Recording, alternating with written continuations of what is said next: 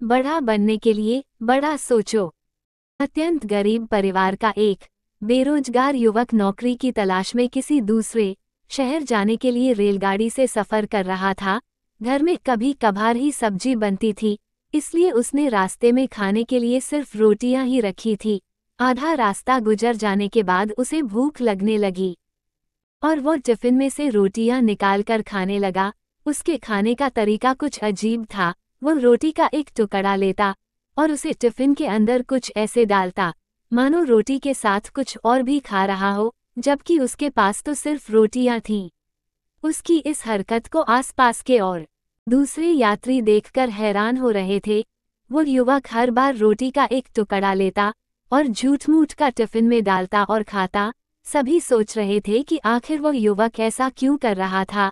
आखिरकार एक व्यक्ति से रहा नहीं गया और उसने उससे पूछ ही लिया कि भैया तुम ऐसा क्यों कर रहे हो, तुम्हारे पास सब्जी तो है ही नहीं, फिर रोटी के टुकड़े को हर बार खाली टिफिन में डालकर ऐसे खा रहे हो मानो उसमें सब्जी हो। तब उस युवक ने जवाब दिया, भैया इस खाली ढक्कन में सब्जी नहीं है, लेकिन मैं अपने मन में ये सोच कर खा रहा हूँ कि इसमें बहुत सारा अचार है, मैं अचार के साथ रोटी खा रहा हूँ।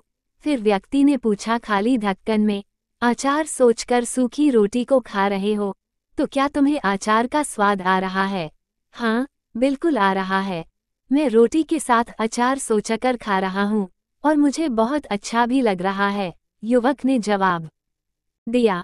उसके इस बात को आसपास के यात्रियों ने भी सुना और उन्हीं में से एक व्यक्ति बोला, जब सोचना ही था तो तुम अचार की जगह पर मटर पनीर सोचते, शाही गोभी सोचते, तुम्हें इनका स्वाद मिल जाता।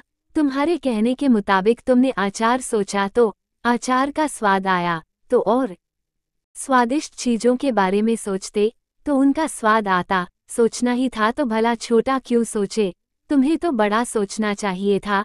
मित्रों, इस कहानी से हमें ये शिक्षा मिलती है कि जैसा सोचोगे वैसा पाओगे। छोटी सोच होगी तो छोटा मिलेगा, बड़ी सोच होगी तो बड़ा मिलेगा।